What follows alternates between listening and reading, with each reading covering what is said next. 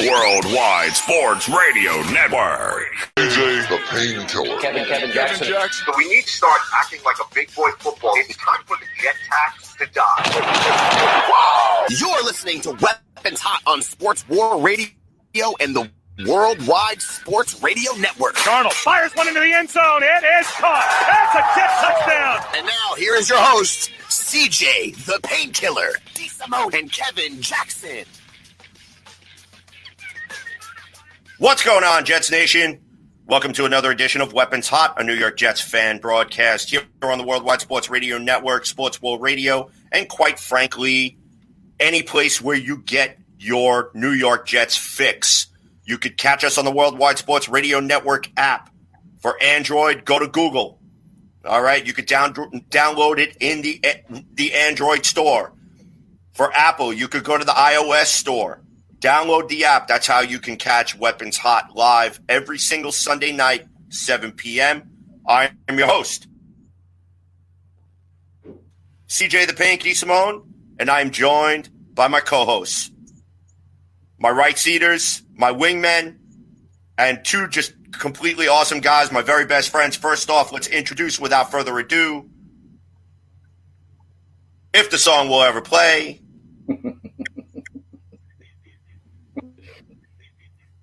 every week, I tell you, groove music hates me. I don't know why. We're definitely going to have to work that out. Oh, oy vey. All right, so, anyhow, ladies and gentlemen, put your hands together for Mr. Kevin Jackson! Jax, what's going on, man? You know what? Today's a great day. Here we go!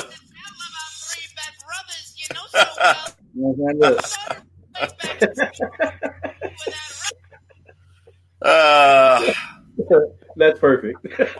That's perfect. That's exactly what I expected. Okay. Yeah, we're gonna have to work on the music, but regardless, here we are, another episode of Weapon Hot.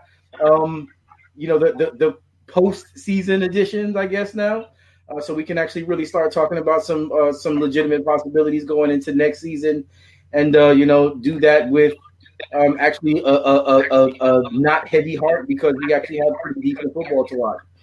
So I'm looking forward to Browns Steelers tonight, just because I'm really interested in seeing how those two teams beat each other's brains out. We've had some pretty decent games. I'm going to give some shouts right now because, as much as I have always been a Buffalo Bills hater, I'm kind of rooting for them right now. I'm just going to keep that real. I think it legitimizes us and what it is that we have going into these next couple of seasons when we actually beat their asses. So, I'm looking for Buffalo. I'm hoping for Buffalo right now. I got some guys, some of my friends who are Buffalo guys, really interested in seeing how that works out. We've got some coach news and maybe some coach misinformation also to discuss. So, yeah, I'm really excited, man. Weapons Hot. Let's get it in. Let's go. All right, ladies and gentlemen. And now it gives me great pleasure to introduce our second co-host. Ladies and gentlemen, put your hands together for Jimmy, the Reaper, Jardine!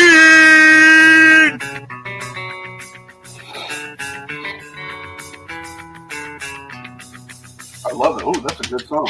Yeah, man. We'll be back here on time, too.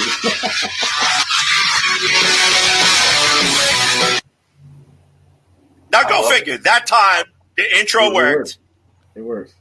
I think it's a Weapons Hot staple, CJ. It's a Weapons Hot staple. Just the music is gonna do what it wants to do. Yeah. What's up, everybody? Welcome to the show. It's gonna be a good one tonight. We have a lot of great information coming from you. This is my favorite time of the year. It's the off season, and I get to talk about all the fun stuff that everybody overlooks. So I'm ready. Let's get it. All right, guys, and of course, in case you missed it, or you live under a rock, or whatever else is going on, Adam Gase has been fired. We did a very special show this past Monday. Jet fans can all exhale, okay? Now the coaching staff, the coaching search begins. And it begins rather trepidatiously.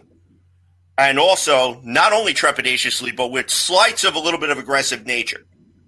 Joe Douglas had his end-of-year press conference, both with the print media and also made an appearance on the Michael Kay Show, 98.7 ESPN New York, and stated that basically what he's looking for, without actually saying it, was the anti-Adam Gase. We have talked about different head coaching candidates, which we would like to see heading up the green and white in this upcoming 2021 season. There has also been a lot of mock drafts out there that have the New York Jets taking a combination of anywhere between Justin Fields to Penei Sewell to Devontae Adams to whoever. Okay, probably the Water Boy is going to be picked second overall yet. I'm waiting for that mock draft to come out. Right. So one of the things that I want to pose to you gentlemen is, what advice do you have for New York Jets Nation at this point when it comes to looking at all of these headlines that are popping out? Jax, we're going to start with you. Then Jimmy, we're gonna circle back around, and then obviously I'm going to give my point. You know what? I'm just going to refer back to what it is that I said last week, and nothing has really changed. I mean, obviously we haven't had anything, jump at us as far as headlines are concerned, or we actually haven't seen any news in particular. This was something that I think goes back a few years, because we used to talk about how Mike Maccagnan never really let anything out until at the end when everything started to come out with him. But at this point in time, Joe Douglas is doing a great job of keeping everything in-house. Yes, the particular people are being documented, which I think is great. It's giving us a lot of excitement around the hire, a lot of excitement about the guys that we are considering, because it is basically a who's who of who's available right now. But the first couple, in particular, really kind of, they kind of put me in a good mood. So if I was going to give a piece of advice, I would just refer back to what I said. I know it's difficult to ask for patience because we've been so starved for any semblance of competency. But as of right now, I think we should sit back and enjoy the ride. Yeah, do your mock drafts, have fun with it. But, stop getting aggravated, stop fighting, stop telling people they don't know what the hell they're talking about. Don't do any of that. Just kind of, have fun with it. Just play with it, because we've got some time. Within these next couple of months, everything is going to start coming clear. One thing that I wanted to say about the mock draft in particular is that I'm not seeing a lot of Jamar Chase. And, that name in particular is one of the better ones I think that would be available. I still think we're going to go quarterback, but, I think more than likely what it is that we should expect is that when free agency opens up and, those first, few days before all of that starts to jump off, that some of the names that are going to be associated with coming here are going to be some of the guys that we have really, really, hoped and prayed would actually be part of the process. So, just be patient. Let's kind of lean back a little bit. Let's enjoy it. But, let's not get uptight, man. I think as fans, we kind of have a tendency to do that. I think we should just kind of lean back a little bit and just let it rock, because I really have a good feeling that what we're going to start seeing coming up is going to be things that are going to give us the ability to calm down a little bit and not go buck wild. That's my take on it. Real simple. Jim, what do you think? I like what you said about, do your mock drafts, have fun with it. I absolutely agree. Totally have fun with it. The biggest piece of advice that I can give people, especially in the Facebook groups, because my God, some of them people are just like, I don't want to be that guy to be like, hey, you don't know what you're talking about, just chill. But my God, some of those guys don't know what they're talking about and need to just chill. So, like I said, I don't want to be that guy. But my biggest piece of advice, guys, do not listen to Mel Kiper. Don't do it. Don't do it, guys. This is the same man that said Julio Jones can't catch. Don't get your information from Mel Kiper. Todd McShay, I don't know what that man's thinking this season either. But just understand that when you're doing the mock drafts, when you're talking about the offseason, when you're talking about, who's going to be the next coach, who the free agents we're going to get, who we're going to draft, for the draft, you got to read the board. You can't just say Penei Sewell is the best left tackle. We should take him at 2. You can't just say that because you're stacking left tackles. Like a guard can swap sides because the footwork is relatively the same. But a tackle, you don't understand how hard that is to swap from left to right. So you don't just stack left tackles just because Penei Sewell got some publicity over the last couple of years. It's just not the way to go. So like Kevin said, just enjoy the off season. Things are going to fall where they're going to fall. Do the mock drafts. I'm doing mock drafts once a week on my Facebook page, and I'm doing different scenarios. And one of the scenarios, I'm not a fan of trading back. And one of the scenarios, my first one, I traded back. And I'm just going to be doing, just run a whole bunch of scenarios. You never know what you're going to find. It's fun to do.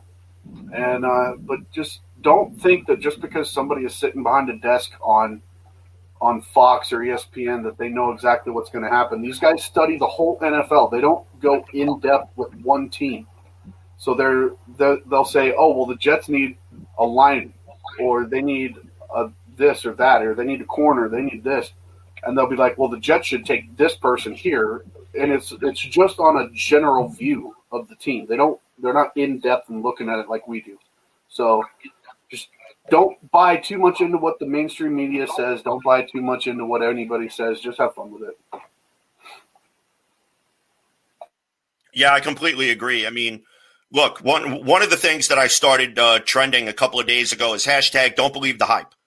And you are going to need to just maybe dial back a little bit on social media. That's where you kind of need to put the phone down, maybe kind of log out of Facebook, maybe log out of Twitter for the next couple of days or for the next few days or maybe like a month.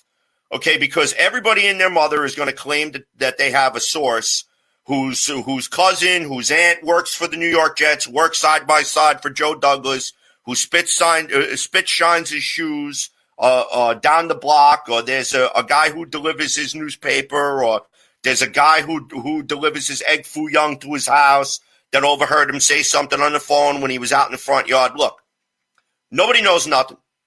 Nobody knows what Joe Douglas, what direction he's heading in. Nobody knows what direction the coaching search is heading in. So far, the only thing that we have reports of people being interviewed. And you know what? The longer it takes for them to interview guys, the better I feel about the process, because Joe Douglas is actually doing his homework, scouting each and every guy who's got coming in interviewing for this job, number one. And number two, the guy that he's going to have coming in here is going to be picked because of their ability and the vision of what they see for the New York Jets in the future.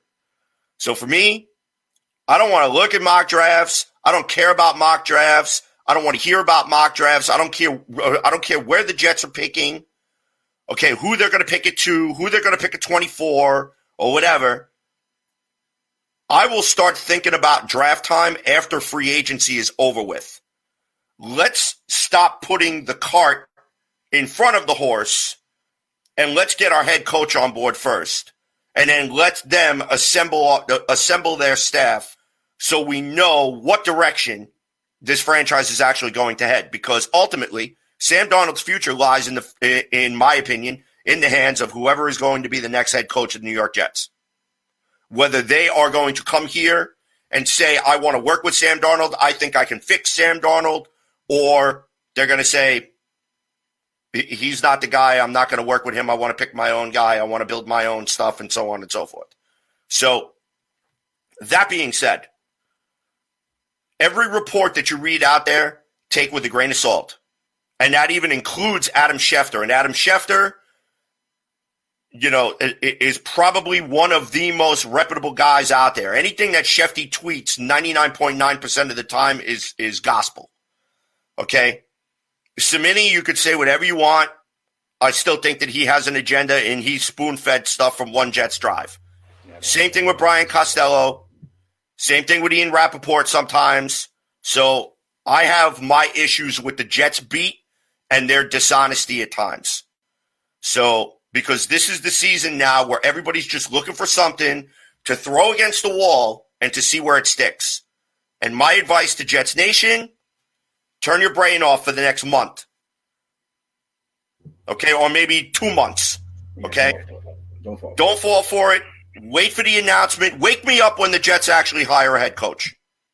Wake me up when we have a it's a person in that is maybe on the home stretch of hiring. Wake me up when we have a staff, so I have something to get excited about. All right, so really quick, before, as we're starting to get to the end to our first segment, I want to shout out Jeff Stenberg,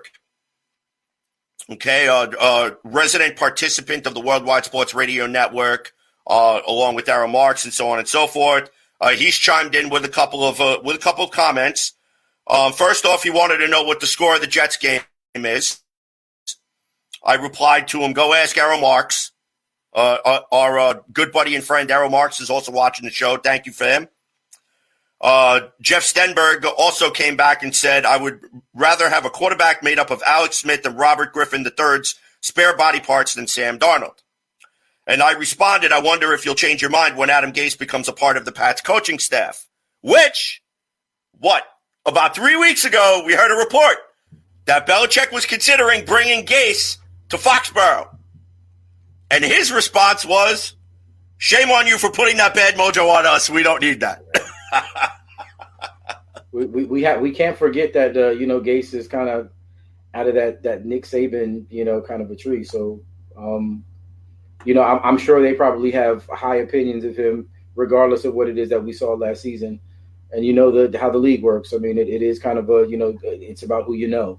The guy might end up getting the job in a place that we most least expect. As long as it's not here, I don't care. Right, it's the truth. So, Jimmy, I wanted to hear what your thoughts are to the comments really quick. I first and foremost, I will refuse to say our former coach's name from now on. He's no longer in my vocabulary. So he will now be known as he that shall not be named. He's Voldemort from now on, brother. It's gross. Kevin's right. I mean, he very much could. Obviously, we as fans are like, hey, this is the worst coach in NFL history. But it's the inner workings and the teams and the GMs and the owners, they don't think like fans do. And it's something that they just work out for themselves. If they like the guy, they'll hire him.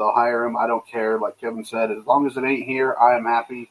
And personally, I would relish the chance to go into Foxborough and play an Adam Voldemort offense and beat the hell out of him. It's coming. It's coming. It's coming, baby. It's coming. Mm-hmm. And, just another thing, too.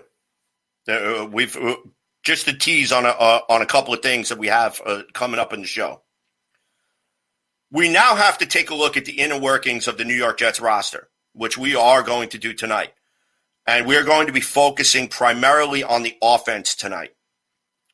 And Jimmy's got a very special game set up for us, which we are going to discuss. And then also, Kevin, of course, has his wonderful solo segment called In the Spotlight for us. Those of which every single week now, here on Weapons Hot, we call this, or at least I call this, the recon mission. And every single week, we're going to go on a recon mission, and we're going to take a look. Tonight, we're going to start with the offense. Next week's going to be the defense. And then every week after it, we're going to be taking a look, piece by piece, of this team to see exactly who stays, who needs to go, what needs to be fixed, and how Joe Douglas can accomplish fixing this, in our opinions. As always, we want to hear what you guys think. So don't forget to put your comments inside the chat boxes, whether you're following us on Facebook, whether you're following us on YouTube, whether you're watching us through the app, wherever. Get us a message, and we would love to get it on the air. Because for me, this is a fun time of season for me, because these are now the times where we can actually go and take a look at this New York Jets team from the inside out and see how exactly they're going to address the concerns that was the dumpster fire that was the 2020 NFL football season. Okay? So with that, Jax, Any final thoughts? Realistically, I am excited about the position that we're in right now, and I'm just going to keep it real. I think just because I know we're coming up against it, I want to just kind of wrap this up real quick. But the fact is that until really we get a name in here, until we know for a fact who's going to be running things, everything is going to be kind of up in the air. But this is a time when I think, this is the time when I think Joe Douglas has to be doing his best job of self-scouting the roster that we have now. Some of those pieces, and we're going to get into it, obviously. This is when those decisions that maybe shock some folks later on, this is when those decisions are actually being formulated. So, I'm really excited about the segment later on with Jim. But right now, I think that there are going to be some guys that won't be on the team next year that may surprise, and there are going to be some guys that we bring in that are just going to be upgrades over some of the guys that we actually had play well. Just keep that in mind. All right. And just for that, ladies and gentlemen, when we get back, as we're going to end our segment in just a little bit here, we are going to take a look at Mr. Kevin Jackson's man of who he's got in the spotlight. And we are super excited to hear exactly who he's got in the white hot spotlight. And I'm sure that whoever it is who's got it is going to be well deserved, because this is an offseason in which the New York Jets now, there are many, many different questions that need to be answered.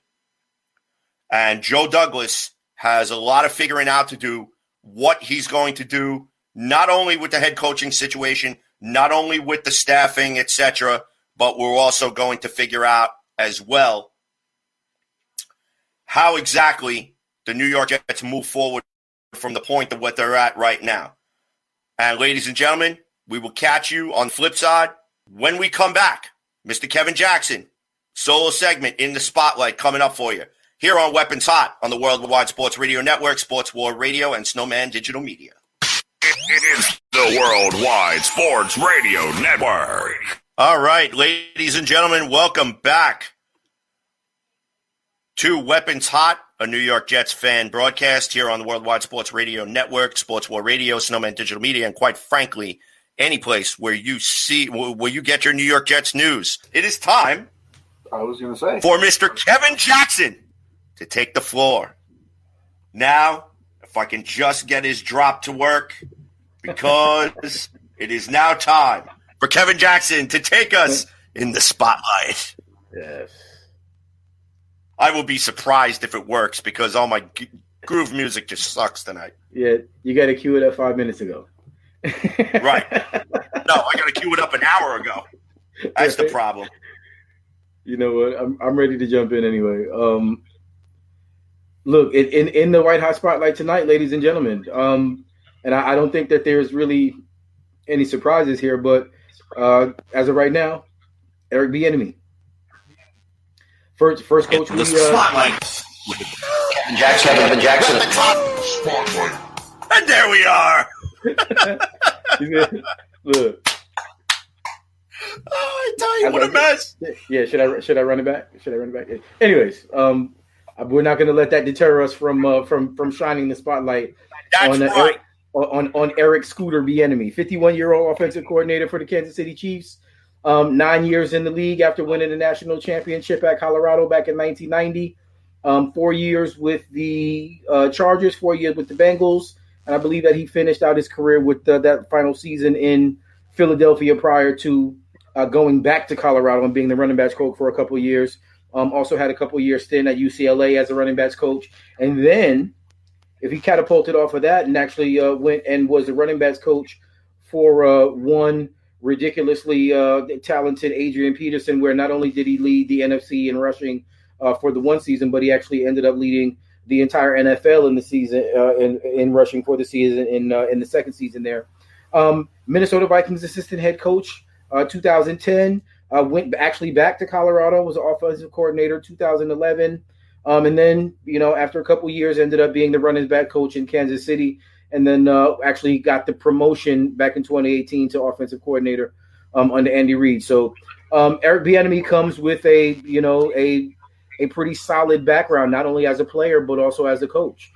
Got one of the greatest nicknames of all time. Eric Sleeping with Bieniemy was given by my man Chris Berman, who is a master of giving those hot names. You know what I'm saying? I'll never forget that, real talk, because I knew who he was, but that name that cemented him in football commentary lore, because I think most people who watch and follow, they remember specifically who that was, and he may not have been one of the top running backs in the league at the time, but every time he popped off, you kind of knew that was coming. So look. Bieniemy's done a great job in Kansas City. I mean, there's a lot of questions in particular about his role, and I think a lot of guys throw shade at him because they say Andy Reid is the offensive genius. But from what it is that we've heard and what it is that we've seen, Eric Bieniemy does a lot for installing offenses, a lot for game planning, and he has actually called plays in games.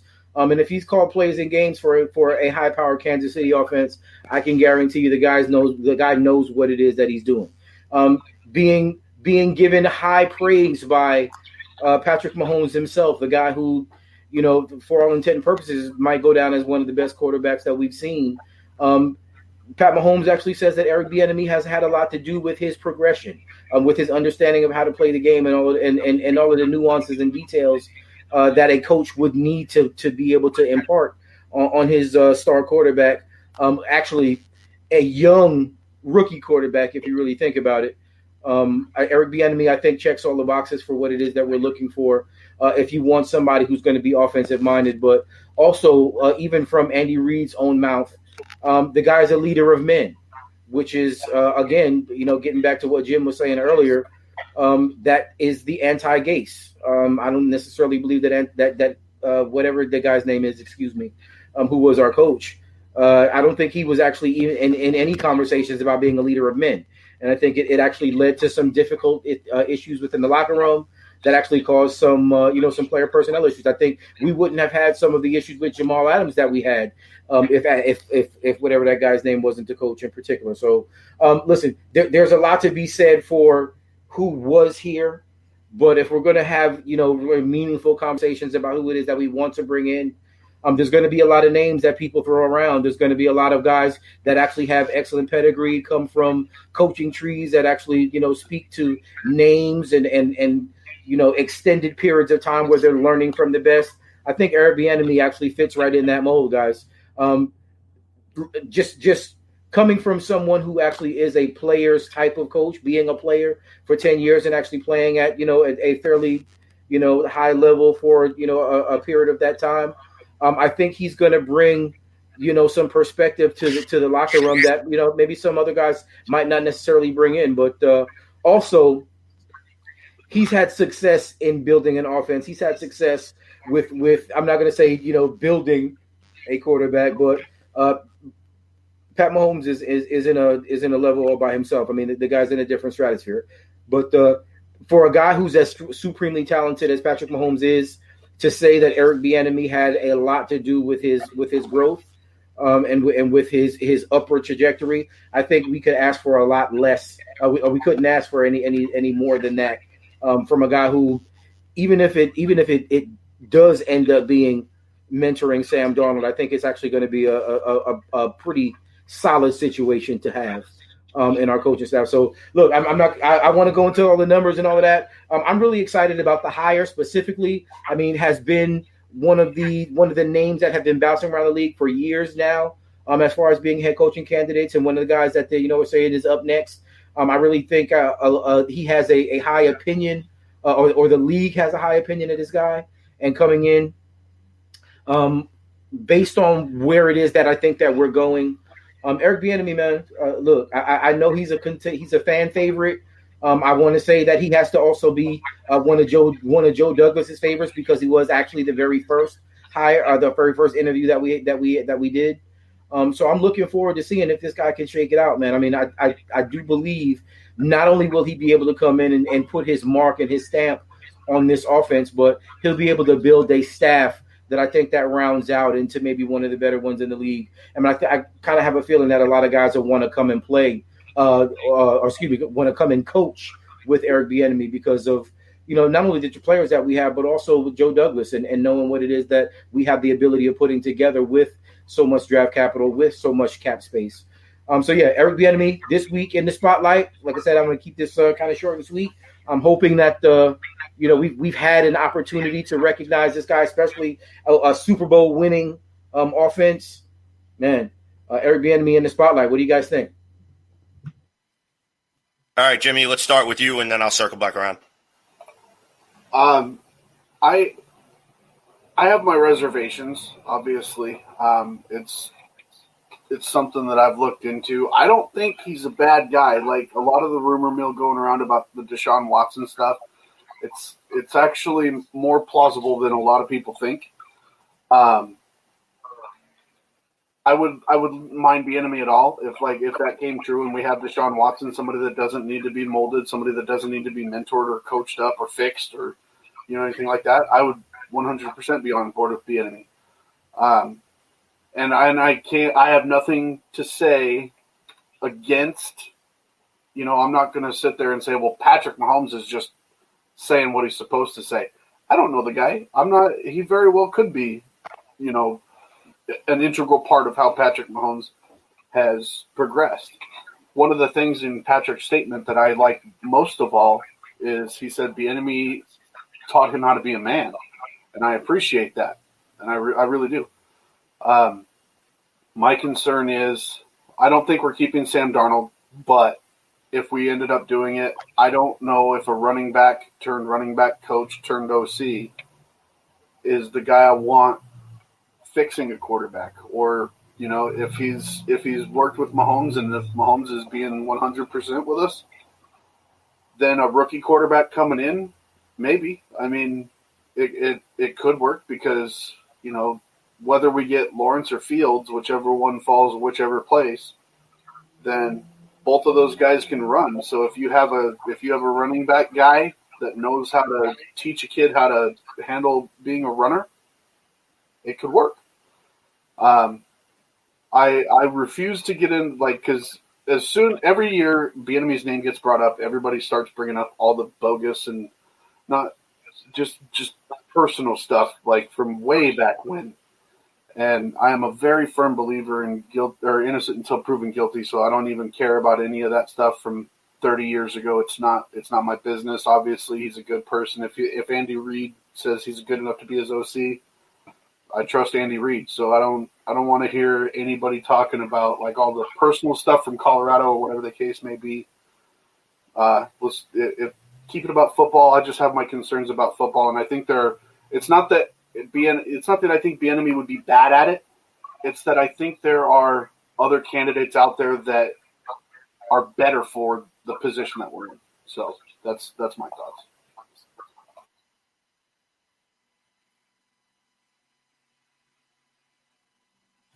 Well, in regards to Eric Bieniemy, I would like to see him as head coach of the New York Jets. I really am not paying any mind to, the whatever happened 20 years ago, because I don't think that has any bearing on whether or not he's a competent head coach. And the question for me is that I want to know what exactly he brings to the table. When we watch, the Kansas City Chiefs play and you see him on the sidelines and he's barking orders and he's calling out stuff, it's hard for me to not believe that he is not in charge of some play calling or installing the offense in some capacity. So for me, I want a guy in here who's going to be a leader of men. There's somebody who's going to come in here and who's going to command the room. And most of all, somebody who's going to not just concentrate on one facet of the game, but all three facets of the game: offense, defense, and special teams. Because for me, that's the most important. So, it's frustrating for me to sit here and to think that, Eric Bieniemy cannot be the answer to the problems that we have, because, I just think that if we are going to go with an offensive-minded head coach, he's somebody who I would consider. Now, I've also said in the past that I want somebody who can come in and who can build a program. Now, has Eric Bieniemy built a program, or has he been a part of building a program under Andy Reid? Yeah, I think so. I mean, take a look at the Kansas City Chiefs. I mean, they've got a pretty solid football program going over there in which they compete every single year. And Patrick Mahomes has pretty much put them over the top. So the question to me is that can somebody like that come over here with this New York Jets franchise and help a young quarterback, whether it's a Trevor Lawrence or a Justin Fields, reach that type of potential? I'm not asking him to come in and to turn the next quarterback of the New York Jets into Patrick Mahomes. That's not what I'm asking. What I'm asking is, can you come here and can you turn our franchise quarterback, whoever that may be, whether we decide to stick with Sam Darnold, whether we draft Justin Fields, whether we draft Trevor Lawrence, whether we draft Kyle Trask, whether we draft Zach Wilson or whoever the sexy name seems to be. Can you turn that player into a legitimate franchise quarterback? Can you turn that kid into a playmaker? Can we finally put some points on the board as an offense and not have to sit here and have our defense spend 75% of the game on the field having to keep the team in it because the offense can't score? And I know, Kevin, you're laughing over there, but it's true. I've foamed at the mouth about this for the past 5 years. Yeah. All right, because I'm not denying the what past you're 5 saying. years, the Jets have been offensively inept. Okay, I mean there is no amount of Viagra in the world that could jumpstart this offense. Okay, I'm sorry. Okay, the Jets offense is probably like the worst case of erectile dysfunction I've ever seen in my entire life. Now look, if Eric Bieniemy coming over here as head coach is going to be that huge little blue pill that's finally going to jumpstart this offense and bring some electricity and some excitement to the New York Jets offense, then fine. I'm all for it. But I'm sick and tired of the same run, pass, punt, run, pass, punt, run, pass, punt, run, pass, punt, run, pass, interception. All right? How much more can we continue to go down the same rabbit hole in which we rely upon the New York Jets defense to win them games when their offense should be fully capable of being able to put points on the board no matter who they face? That is the $64,000 question, ladies and gentlemen.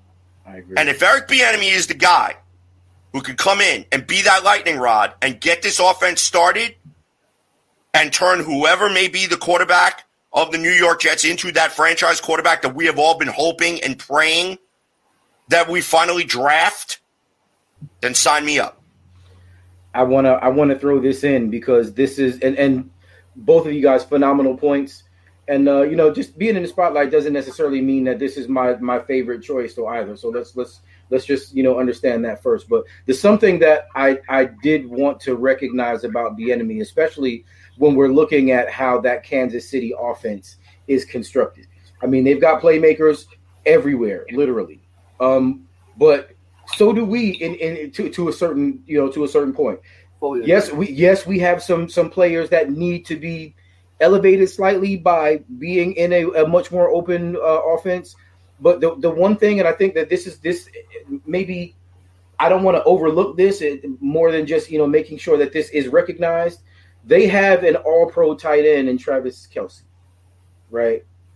And we have a high caliber tight end here in Herndon. So I mean, we've got kind of interchangeable guys that if what it is that we are going to do is have an offense that is not built to run through the slot receiver like our offense was here.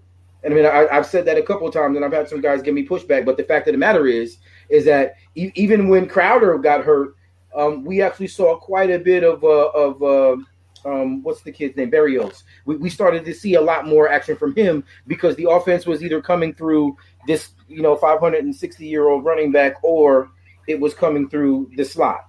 And that to me is going to be a really huge difference between what did we say. Yeah, I think that's Methuselah's older brother.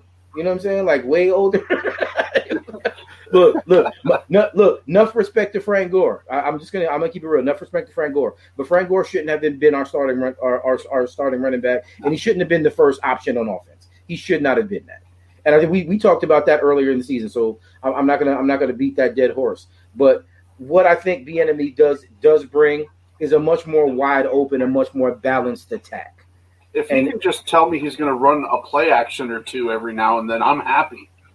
Look, we're not going to have Pat Mahomes to CJ's point. We're not going to have Pat Mahomes at quarterback, but there is only one Pat Mahomes. So what it is that we need to have an offense that's going to be able to function through whoever it is that we have. And because we have those, those certain weapons around the outside, on the inside and the interior, and, possibly coming out of the backfield, I think having what would be considered at least a respectable offensive mind, not necessarily a genius like that dude that we just fired a little while ago, I think that bodes well for us. And I'm really excited about that possibility. Even if, again, like I said, he may not be my first choice. I still kind of have that, I'm not sure if Bieniemy is going to come here kind of feeling about this. But if he does, oh, man, I'm really excited about what it is that we're going to look like. So really quick, I want to go through just a couple of things, a couple of more comments chiming in. Rockaway Archie, I'm still waiting for them to give me a call. I've been sitting here by my phone, started looking. I love that guy, man. I love that guy. Archie's good. Shout out to Roxana, Charlie, Ashley Bella. Hey. What should my Dallas Cowboys do with the 10th overall pick, seeing that we need a quarterback in all defensive positions? How about this? Go to church and start lighting candles because you guys need a whole lot of help, in all seriousness. And you better hope that Dak Prescott comes back healthy and being able to play. We'll take that 10%. We'll take that 10%. Yeah, you give me a second and a fifth, and you have Sam Darnold right there ready to go. So give me CeeDee Lamb. Yeah, give us that 10. Give us that 10, you can have Sam. Mm-hmm. Bill Robinson, shout out to him. Let's hope the new coach is here for longer than 3 years. I agree with that, and I understand that one of the things, too, and I'm going to make this short because I know we're coming up against it to our next commercial break. One of the things that Jet fans are also going to have to realize is that this is going to be a process. So, yes, I understand in this league you get a boatload of draft picks, you sign some smart free agents, and you get some people in here, and you could turn things around rather quickly. Go and take a look at the Dallas Cowboys. Go and take a look at the Buffalo Bills that are now advancing in the NFL playoffs. Okay? They turn things around in a rather short amount of time. Okay? So there's no reason to think that the New York Jets can't turn around things in a short amount of time. But here's the thing. You could turn things around in a short amount of time, but can you sustain it? And that's the big thing that I keep banging my hand on the desk about is I want competitive sustainability. Yep. I don't just want to be competitive next year. I want to be competitive for the next 10 years, for the next 5 years. I want us to be in the playoff. I want us to be in the playoff conversation every single time they mention it. Jimmy, keep or punt, man. You are on the mic, my friend. It is going to be a good one, guys. So we're going to focus on the offense. The way I'm looking at this is, and I'm going to kind of just go through the active roster on the offense, not really focus too much on injured reserve for this particular segment. But then we'll also go on the offensive side for some of the opt-outs and stuff like that. So first up, and the best way for me to do this is just my analytical brain. I got to go alphabetical order. First up, on keep or punt, running back Josh Adams, 6'2", 225, age 24, 3 years out of Notre Dame. So if you guys, I'll finish it up. If you want to go, like Kevin, if you want to start, then go CJ, and I'll go last. Look, I'll try to keep this brief because I know we got a few to get through. But I like Adams. I would keep him as a depth piece. I think that he brings something that maybe we are looking for. Kind of figuring our linebacking corps is limited as it is. I would most definitely keep him as a depth piece and see what it is that we work out either in free agency or in the draft. Running back. Excuse me. That's what I'm asking. What's up, CJ? What you think? Yeah, I would keep Josh Adams. I think he's a good special teamer. I think he's also a good player that you could keep on the back end. And if you actually have a good solid rotation between him and Michael Piron, you could actually have a very formidable backfield because you know what I mean. Josh Adams and also Ty Johnson, were both responsible for the majority of the Jets' rushing yards, in that one game against the Raiders, in which they finally just came out of nowhere and they actually performed, and it was a good thing. Yeah. So you know what? I mean, Josh Adams has, in my opinion, earned a look, and I think we need to fulfill that. I agree. I completely agree. I'm keeping Josh Adams as well. I think that he is a grinder. I need to see more of him before I start calling him a dog. But I think he's a grinder. He's 100% a keep, and I think he is desperate to prove himself, especially after coming out of Philadelphia. He was their leading rusher in Philadelphia 2 years ago. Yeah. So he could be a really great piece. Next up, I mean, do we even have to say it? Next up is Mekhi Becton. I mean, that's a keep all the way around. I think Mekhi Becton's the only untouchable player on this roster. Yeah, no, I'd pass on him. No, I'm just get him out of here. Right. If we had 10 more like him, yeah. If we had 10 more like him, I'd say we win the Super Bowl immediately. But 100%. Yeah, Mekhi Becton, no brainer, no question. Yep. He'll be our guy. Hopefully for longer than Brick Ferguson. CJ, Mekhi. Come on now, Mekhi. You seriously going to ask me this question? I mean, the man was eating pancakes all year long. Yeah. The only thing that bothered me about Mekhi Becton was his health. And what I'm hoping is that he takes this offseason, get that ankle healed, get that shoulder healed. Yeah. Make sure that there is no structural damage, or if anything needs to be done. And I want him to continue working on his technique, to continue to fortify that side, that side of the offensive line. Because let me tell you, whoever it is we have on a center is going to eat. If we can keep him healthy, keep him upright, and he continues to lay people out the way that he's been doing. Yeah, and I think his injuries are just like, they're really minor nagging stuff that just causes him to leave, and then they've been a little bit careful with him, which is why he's missed a lot of his time. I don't think they're anything serious, like the ankle and the shoulder. I think I just read recently that he was talking about he wanted to lose weight. But I mean, when you have pancakes like that, what else can you do? For real, 100%. Right, exactly. Next up, Braxton Berrios. Keep or punt? Man, this is I don't want this to be difficult because I kind of like Berrios. I think we can upgrade. I really do. I mean, I like what the kid brings in the situation that we had. But almost like Jeremy Curley, when Jeremy Curley was our number one, he wasn't really good, but he was the best one on our team. Yeah. You know what I'm saying? So Berrios is kind of one of those guys right there. Like, I like what he's done in spots. I just don't think that he's consistent enough to say that he would be worth keeping, especially understanding that we do have some guys that, opted out that are going to be coming back. So, I don't know if that's a toss up for me, but if I was really gun to my head, I'd say punt. Okay. CJ. Braxton Berrios, he's a good special teamer. He's also a good guy that you like to have out there just in a pinch. But you know what? How many more slot receivers are we going to have on this team? We already got Jamison Crowder. We already have Vincent Smith. For me, I like Braxton Berrios, and he has made some big catches. That's a tough one, but you know what? Yeah, I may have to punt on him. Only because hopefully that will mean if you punt on him that Lawrence Cager gets an opportunity to come out there and to play. Even more. Yeah, even more. And not to mention, this is not giving me like the Danny Woodhead vibes. You know what I'm saying? I really was like, we need to keep Danny Woodhead, and then they let him go. Yes. That's not how it feels for me. So, yeah. He can go. Well, I'm just going to be the voice of dissent on this. I'm keeping Braxton Berrios 100%. I love that kid, man. Braxton Berrios is the 2020 version of Wayne Corbett, and I absolutely love the guy. I absolutely love him. That's high praise, man. That's 100%. High praise. Wayne Corbett is my favorite Jet of all time. I'm saying that's high praise, man. That is high praise. Wow. I think Braxton Berrios. I have to disagree with that.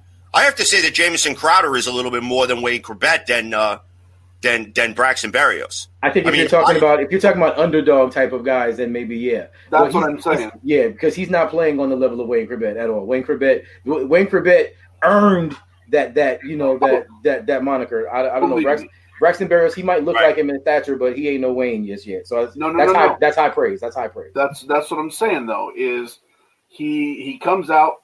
He's a tough kid. He gives 110% every single second that he's on the field, whether it's on game field or practice field, and I absolutely love that. Now, that is not saying that I don't think that Braxton Berrios could end up getting squeezed out of the wide receiver room at some point in the near future. But as far as who I want to keep on this team, culture-wise, attitude-wise, teammate-wise, Braxton Berrios is a keep for me 100%. Yeah, look, I'm not mad at that. If I was kind of looking at this like if we're really going to make a decision about linchpin pieces, I'm not sure I don't know if he would actually rise to that level. But I will say this: I would most definitely want him to be in the mix when we go into training camp. I will go that far. He would push every other receiver to be better. Like, he is not going to let that position slide. He is going to be the guy. You're going to have to beat him out for that role. And I love that about him. Next up, we have our number 3 tight end, Daniel Brown. What do you guys think? Keep or punt? You know what? I kind of saw Daniel Brown kind of show up in spots, but I'll just be honest. It's going to be difficult for me to judge the tight end position after the offensive situation that we had last year. I like our tight end room though. Hernan, Griffin, Brown. I really do like our tight end room. So I actually wouldn't make any changes. I think I would keep all 3 of them guys really. As of right now, Trayvon Wesco, as far as I'm concerned, is the odd man out. We may get to him, but if I'm, again, just to wrap it up, yeah, Daniel Brown, I would keep him, no question. Yeah, I agree with Kevin. I would keep Daniel Brown. I want to see him be a little bit more consistent in the future, but I think that with a different tight ends coach, maybe a different offense that he's going to be running in, maybe he'll start to be utilized a little bit more, which I think that will give us that consistency that we're looking for. But I like the size that he brings. I also love the fight that he's got, that he's got like a mean streak in him. So, I think that still we can we could do some damage, with Daniel Brown, provided we have an offense that we could actually utilize our tight ends and not, the garbage that we watched the Jets run out last year. So, yeah, I'll keep him. I would keep him as well. I think Kevin hit it right on the head that tight end room can be nasty, and I think they have been mismanaged and miscoached and just left by the wayside by the previous regime. And now that they're gone, Brown is going to have to do something special, because you're going to have Chris Herndon and Ryan Griffin coming up, and that's going to be a lethal tight end combo in the NFL. So he'll just have to make plays in spots. If he can 100%. Do that, we're good. Yep. Be the team player. Be the guy. Like shine on special teams if that's where you're going to be at for the most part. But just be the guy and grind. That's what I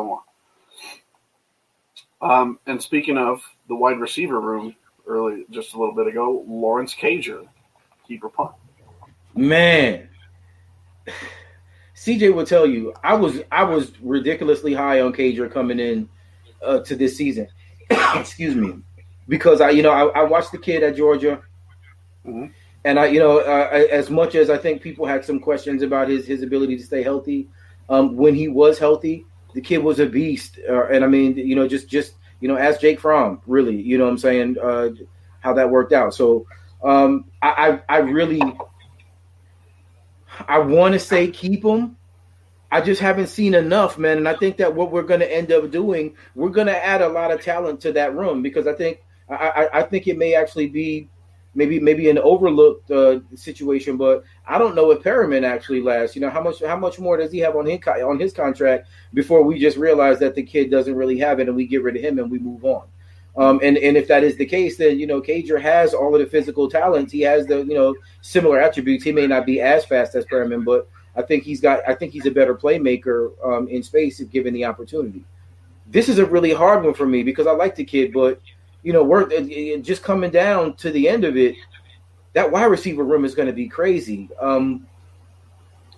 I say keep him for the competition right off, but almost just like Berrios, when he coming out of training camp, he might get squeezed. Like he might either he'll get squeezed or he's going to squeeze someone. That's kind of how I see him. For sure. What's up, CJ? What do you think? Nah, Cager for me, you keep. And the reason being is because when he first got to camp and he was having issues, a lot of people were bashing the kid and being like, they were calling him stone hands and this, that, and the third. And he basically got to the point where he heard some of those comments, and then he was coming out with like a house on fire. And he had a couple of other guys,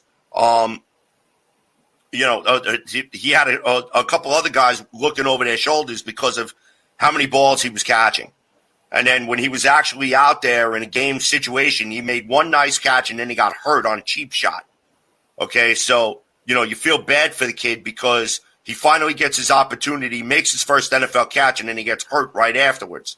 So I'm hoping that one of the things, that strength and conditioning for the New York Jets becomes an area where they sincerely improve significantly, because I'm sick and tired of all these soft tissue and garbage injuries and hamstrings. We didn't see friggin' Denzel Mims for almost 9 games.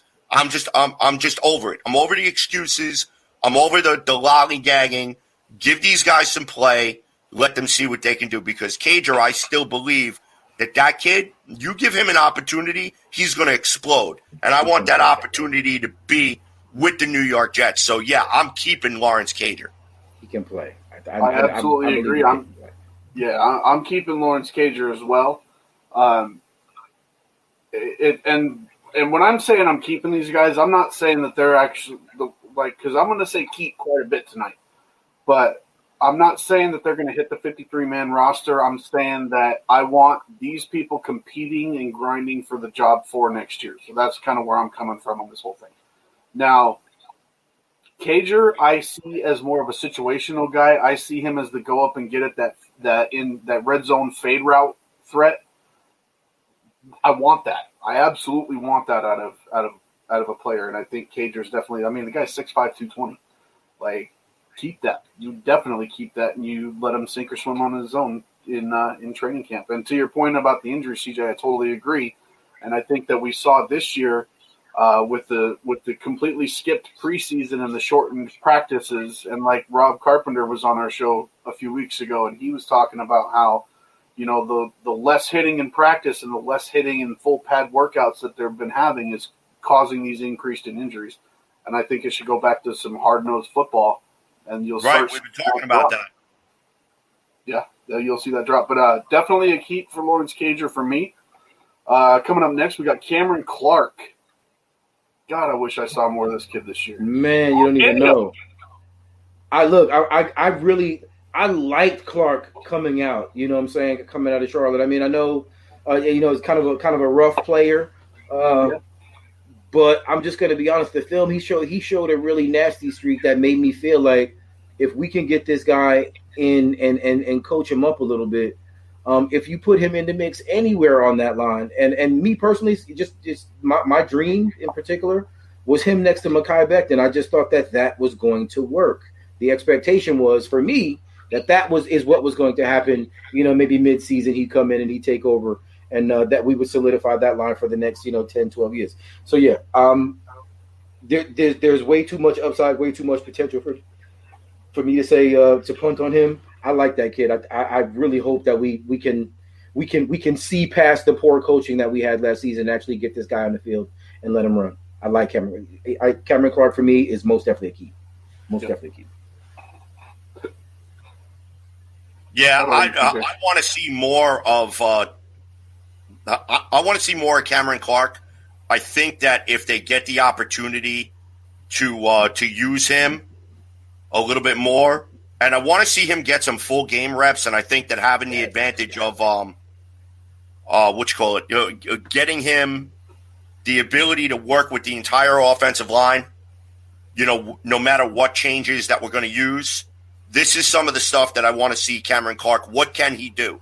Does he specialize in the run? Does he specialize in pass protection? We drafted this kid for a reason, and he got very high grades, believe it or not, and they thought that he dropped way lower than he should have been drafted. There were people talking about that he should have been gone in like the late second, early third rounders. Yeah. So for the Jets to pick him up in the fourth round, either they overshot the mark on this kid or there's something that we're not seeing. But I still think that because Joe Douglas likes offensive linemen, you bring in a good offensive line coach to coach these kids up, teach them and show them the way that you want them to play. And I think that definitely we could probably turn this kid into a stud. So you know what? I'm not ready to close the book on this kid. Bring him in, see what he can do. Let's keep him and roll. I absolutely agree, and I want to keep him as well. I really, like I said when I first said his name, is God. I just wish I could have seen more of him. I think, we wouldn't even be talking about if I think again it just goes back to a lot of these position groups and position rooms that have just been misused and mismanaged all last year, and it's just been so annoying that it's really tough to see. Now, for the O-line, I'm a trenches guy, just like Joe Douglas. Now, if we have 25 guys show up to camp that are competing for O-line spots, I'm happy. Okay, that's fine with me. But I'm definitely wanting to keep Cameron Clark. I want to see where he goes. I don't think we need to do. Obviously, we all want to keep Jamison Crowder, correct? Yeah. The best receiver consistently. Right. On this roster this season. So, no question. He stays. And Sam Darnold, I think we've all talked about it. I think, you know what, let's do Sam because that's an important position. Yeah. Keeper punt, Kevin. What do you think? You know what? This is difficult for me because my gut is telling me, Braden Mann kick his ass out of here. You know what I'm saying? Like, punt him far away from this organization. But it's not because I don't like Sam. It just really is because Sam is in a situation right now where we are looking at him as a reclamation project in a situation where we kind of don't have the patience to be able to do that at that position, right? Considering we've got 1 year basically before we're going to end up having to pay him. And if he plays well enough to give us any indication and then we give him, 25, 27, 30 million a season, and then he ends up reverting back to being a scrub, then, right. That's going to cost Joe Douglas a job. But also, Sam Darnold has the potential to be a really good quarterback. And if what it is that we are talking about Joe Douglas being good at doing is putting this guy in a situation where he's got weapons, where he's got coaches, where he's got everything that's necessary, I believe it's possible for him to put it together. I just don't know if he's going to here. So, I don't know. This is like a shank punt for me. You know what I'm saying? Like, I want to kick him out of here so bad, but, we do have, so we have some investment in Sam. And, I think he'll still be a good quarterback. I just don't think it's here. So, again, gun in my head, I punt on Sam. What about you, CJ? What do you think? All right. You guys ready for this? I'm ready. Okay. As much as I have defended Sam Darnold and I've sat up here and I've gone, toe-to-toe with people trying to defend him, trying to defend whether or not, he's worth giving another shot. I don't know, man.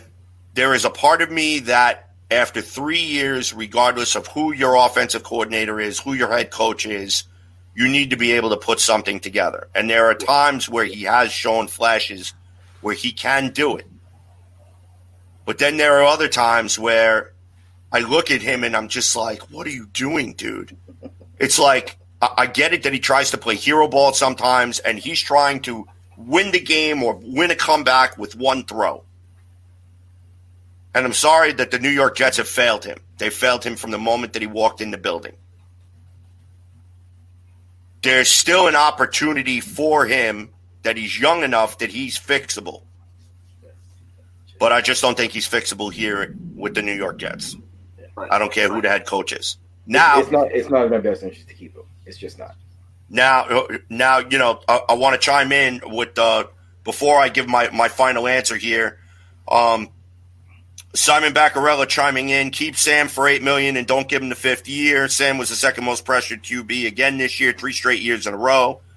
with Sam Punt still making the same mistakes as per Bill Robinson. Simon Baccarella pressured in 2.5 seconds or less than 28% of the passing plays and pressured 38% this year. Great point, Simon, and also great point, Bill. You know, for me, this is a tough it's a tough choice to make. And there are times this season where I've been so angry with Sam where I am like, get his bum ass out of here. But then I also see some flashes with Sam where, like, why can't you do this every single game? Like we saw against the Raiders, like we saw against the Broncos, okay, like we saw against the Rams. Okay, it's like, what is the deal with you? Why can't you be consistent? Now, you could blame it on the offensive line all you want. You could blame it on coaching all you want. You could blame it on the offense all you want. I know I have. But I'm at a point now at year 3, going into year 4, staring down the barrel of a $25 million a year contract that this kid's supposed to get with his 5th-year option, where you have not shown me enough for me to take a chance or to take a chance on you. So, to me, if it were up to me, I punt. Again, if it's up to me, I'm punting on Sam. I think that he would benefit maybe going to a Pittsburgh or maybe going to a San Francisco or maybe going to an Indianapolis. I still think that we could probably get, if we were to trade, we could probably get a little bit more than people are giving us credit for. But, again, that also depends on the next head coach and whether or not they're coming here because of Sam Darnold or because they're going to get the opportunity to draft their own guy. So, I'm going to preface my comment by saying punt with an asterisk. Okay? Now, what I mean by the asterisk is that if we get a head coach in here, let's say Eric Bieniemy ends up getting the head coaching job, and he comes out and he says, Sam Darnold is going to be our quarterback. I want Sam Darnold as our quarterback, et cetera, et cetera, et cetera. Joe Douglas does one of two things.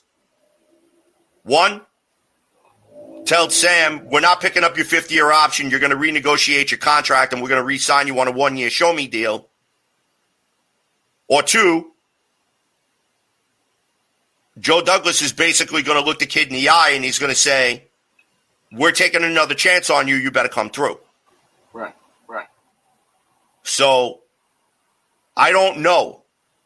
$25 million is a lot of money to go out there and to waste on a guy, and I hate to use the word waste, but to waste on a guy who's a giant question mark. Mm-hmm. I mean, don't get me wrong. The kid has shown a lot of moxie. He's shown a lot of moxie for, you know, he'll put his head down, he'll put his shoulder down, he'll go after linebackers, et cetera, et cetera. But to me, it's, how accurate are you with your throws? Can you make the plays when they need to be made? Can you make the throws when you need to be made? And for me, I still have that giant question mark. So for me, I'm gonna punt. I'm gonna punt as well, and I've been pretty outspoken on this fact. Is ultimately, this punt is in no way saying that the Jets have not failed Sam Darnold, because they absolutely have. The coaching has absolutely hurt him. It's been awful. But at the end of the day, it's a game that he has been playing his whole life. It's a position he's been playing for however long. You know, I guess he was a wide receiver in junior high and high school, and then he moved to quarterback. So ultimately, it breaks down to this. He played 27 games in college. I didn't want Sam Darnold to begin with. I wanted Saquon Barkley, and again, I still admit that, thank God, because we would have an injury-prone running back now. So I admit my failing on that call. But I still didn't want Darnold. 27 football games played at USC, and he turned the ball over 37 times. Fumbled 21 times, but fortunately his team got 7 of those back. So there's a little bit of a bright side. He just wasn't ready at 20 years old to make the jump to the NFL. He flat out was not ready. And it has caused a lot of turmoil. 4 games where he's thrown for over 300 yards in his career. That's just not acceptable to me. That shouldn't be acceptable to us. And I keep going back because I love it. What Daniel Kelly said a few weeks ago, if a puppy don't bite when they're pups, they won't bite when they're a big dog. Right. And famous Parcells quote. Famous Parcells quote. And I don't see it, and I don't want to take the risk on losing out on a new quarterback. Generational talent. Fields is amazing. I've come around on him. Trevor Lawrence is amazing. There's still a lot up in the air with those two. But I don't want to lose out when we have one of those two looking us in the face. And I don't want to lose out to that when we have a gigantic question mark at quarterback. Regression is there. He can't read a defense. He can't go through his checkdowns. He can't efficiently go through his progressions. Yeah. Of course, that's stuff that can be coached up. But if you keep Sam at this point, you're looking at another 4 years. You got another 2 years to fix the bad habits, and then you got another 2 years to make him a top-level quarterback. And I'm not on it. And so I think we're coming up on the time there, CJ. So I think we're gonna end this keeper punt right here on Sam Darnold. I think it's a nice little ending point for right now. We'll get back into some more next week, but those are my thoughts. I'm a firm punt on Sam Darnold. No asterisk needed. I want him out. All right. So now that we've got the unanimous and we've taken a look at the offense, obviously we're going to tease a little bit for next week's show. Next week's we're looking at the defense. Anyone who's got a particular player or a player name that they want us to take a look at, please drop the name in the comments. Shoot the show an email, weaponshotpodcast@gmail.com. Shoot us a message on our Facebook page, Weapons Hot. Go to that page. Our content is up there. Hit the like button. Subscribe. We love going back and forth with fans in regards to the New York Jets. Also leave some feedback about how we're doing here on Weapons Hot. So, gentlemen, let's go around the room. I'll be doing some keeper punt real quick, CJ. I'll be doing some keeper punt on some of the opt-outs because I have a little bit of an interesting take next week, so that's a little bit of a teaser for you. Mm-hmm. That's going to be good, especially on the opt-outs, because I think with that, we may need to have a segment or two just strictly on the opt-outs and where we all stand as far as that. And I have a feeling I kind of know who's going to head up that whole that whole deal. So there's a tease for next week's show. Anyhow, we're in the spotlight. We're going to look at what maybe a defensive, head coach candidate is looking like too. So we'll keep it all defense next week. Absolutely. So, gentlemen, let's go around the room. Closing thoughts really quick. Jax, fire it off. You know what? Again, we need to be patient. There's a lot that's coming around the corner, not just with regards to the coaching situation right now, but with player personnel. And I think that the punter keep segment is gonna be awesome because it is gonna give us an opportunity to touch upon some of that stuff. But as far as the fans are concerned, there's going to be some fans I want to punt or keep coming up within these next couple of weeks, and I think it's going to really have to do with how many people are falling for the nonsense and spreading the bandwagon junk and all of that. Let's just kind of fall back a little bit and watch it play out. Jimmy, fire off your final thoughts. Final thoughts for this week. Trust in the process. We can actually say that now. We can say that with great confidence because we're not trusting in the process of he who should not be named. We're trusting in the process of Joe Douglas now, and I am very confident that he can take us to where we need to be. 15 years under Ozzie Newsome, that's a hell of a resume. So you can't really talk too much negative about it. Just let them get this thing done. We want the input. Like, please, if you disagree with me, by all means, man, get up on Weapons Hot and be like, hey, Jimmy's an idiot. Here's my take. I'm all for it. I got a thick skin. So my final thought, just let this thing happen. Enjoy it. Brighter days are ahead for the Jets, boys. Awesome. All right. CJ's turn. All right. You guys heard me go off on my little bit of tangent a little bit earlier in today's show.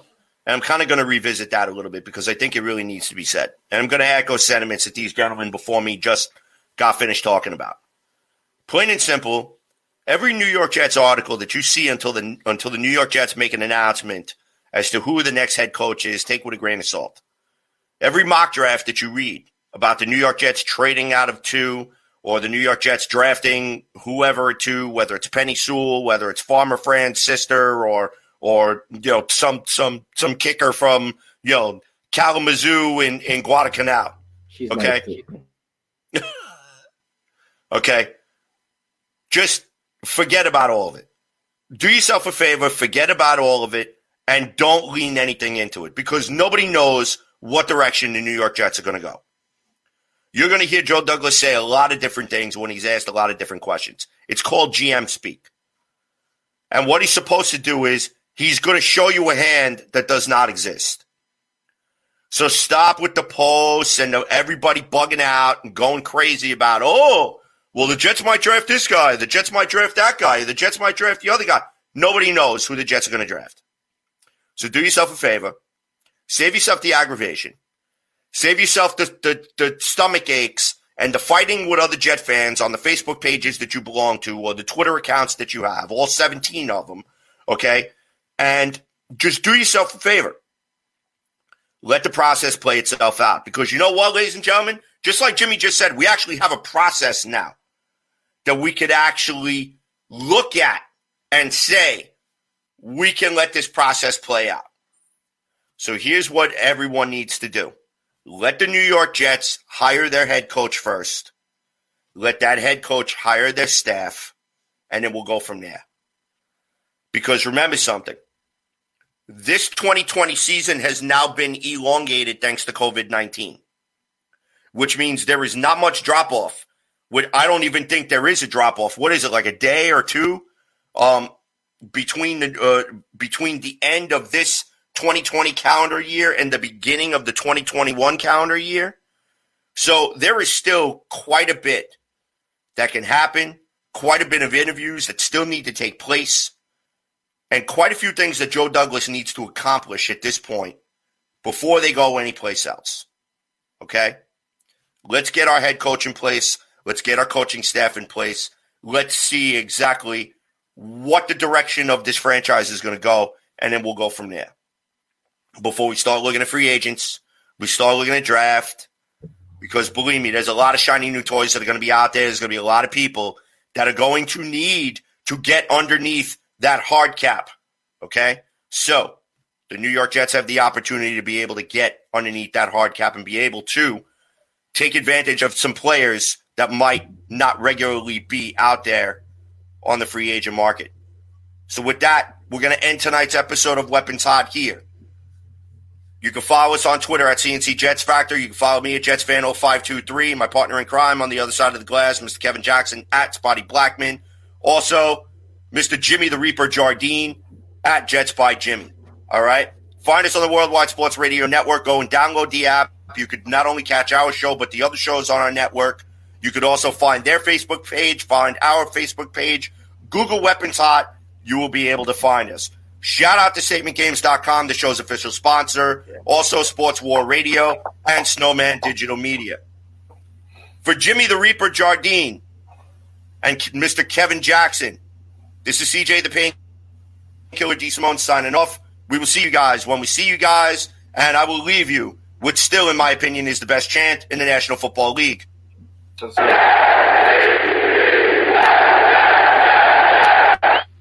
a good night, guys. We'll see you next week.